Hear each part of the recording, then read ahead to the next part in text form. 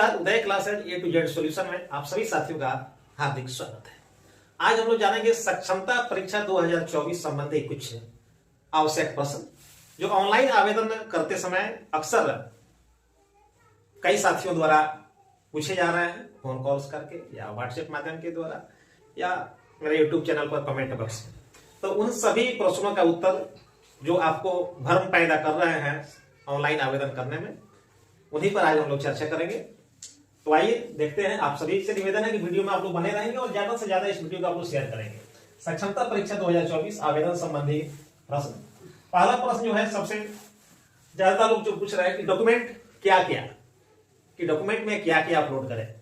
तो हमने पिछले वीडियो में ही आप लोगों को जो बता दिया था कि डॉक्यूमेंट में आप मैट्रिक का मूल प्रमाण पत्र और अंक पत्र, इंटर का मूल प्रमाण पत्र और अंक पत्र, स्नातक का मूल प्रमाण पत्र और अंक पत्र, यदि आप पोस्ट ग्रेजुएशन किए हैं तो उसका भी प्रमाण पत्र और अंक पत्र, पात्रता या दक्षता या जो प्रशिक्षण संबंधी है उसका सभी का प्रमाण पत्र और अंक पत्र, यानी जो भी आपकी शैक्षणिक और प्रशैक्षणिक योग्यता है उसकी सभी का मूल प्रमाण पत्र और अंक पत्र आपको अपलोड करना है। अपलोड कैसे करेंगे? तो अपलोड आपको करना है उसको आपको कि सेल्फ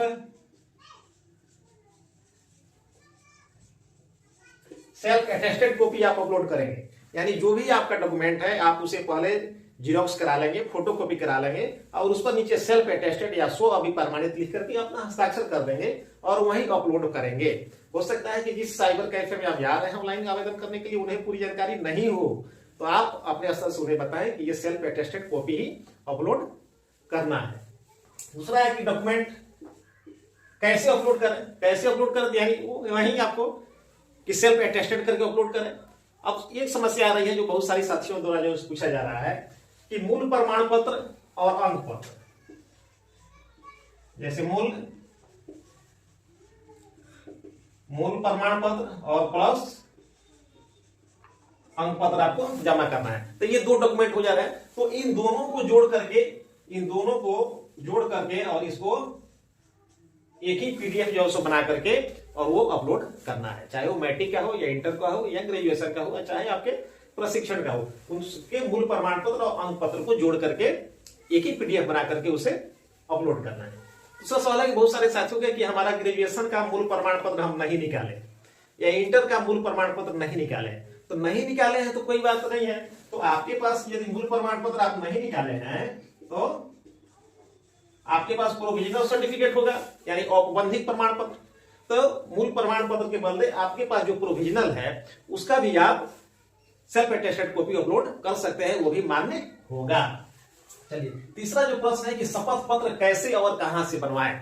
तो शपथ पत्र बनवाना बहुत ही आसान है, बिल्कुल आसान काम है। आप किसी भी नोटरी पब्लिक जो अधिवक्ता जो होते हैं उनसे आप संपर्क करें। उसमें आपके नाम से उसको आधार नंबर आपका लेंगे, आधार कार्ड, आपके नाम से 100 रुपये का ई जुडिशियल स्टाम्प जो आपका जो कटेगा और उसके बाद जो फॉर्मेट जो जारी हुआ है आपके जिले में, सभी जिलों में नहीं हुआ है, कुछ जिलों में हुआ है, जिन जिलों में शपथ पत्र मांगा जा रहा है वहां उस शपथ पत्र आप बनवा करके दे। आपको लगभग 200 के आसपास उसमें आपको जो खर्च आएंगे, कोई बहुत ज्यादा जो खर्च नहीं आएगा।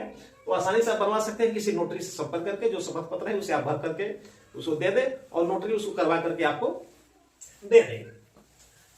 चौथा है कि योग्यता विस्तार का प्रमाण पत्र अपलोड करें या नहीं करें।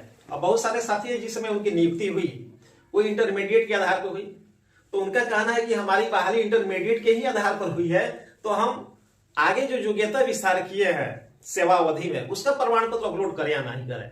तो मेरा कहना है कि बिल्कुल अपलोड करें उसे आप, क्योंकि आप शिक्षा कोष पर आप सेवा पूर्व और सेवाकालीन जितनी भी योग्यताएं आपने हासिल की है इस शिक्षा कोष पर ऑलरेडी पहले से ही अपलोड कर चुके हैं।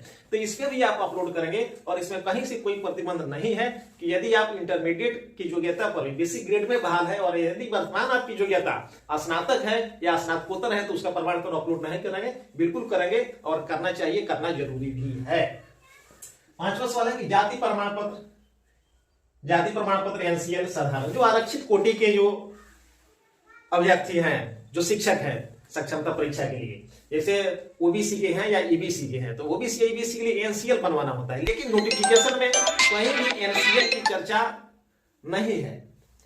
नोटिफिकेशन में कहीं भी एनसीएल की चर्चा नहीं है, इसलिए आपके पास यदि सिंपल जाति प्रमाण पत्र भी है तो उससे भी काम आपको चल जाएगा। दूसरा है, बहुत सारे साथियों का सवाल आ रहा है कि ईडब्ल्यूएस हम जो है सो बनाए कि ना, जो जनरल कोटी कहते हैं, यहाँ ईडब्ल्यूएस का कोई लाभ इसमें मिलने वाला नहीं है, चूंकि ये कोई फ्रेश वैकेंसी नहीं है, सिर्फ ये शिक्षकों के लिए है, तो यहाँ ईडब्ल्यूएस बनवाने से कोई फायदा नहीं है। और यदि आप आरक्षित कोटि से ओबीसी या ईबीसी कोटि से, तो आपके पास यदि साधारण जाति प्रमाण पत्र है तो उससे भी आपका काम चल जाएगा। यदि एनसीएल आपने बनवा लिया है तो अच्छी बात है, नहीं बनवाया है तो उसके लिए परेशान होने की जरूरत नहीं है। और जो एससी और एसटी कोटि के जो अभ्यर्थी हैं वो अपना प्रमाण पत्र बनवा लिए होंगे, नहीं बनवाए हैं तो बनवा लें और आवेदन जो आप प्रारंभ करें।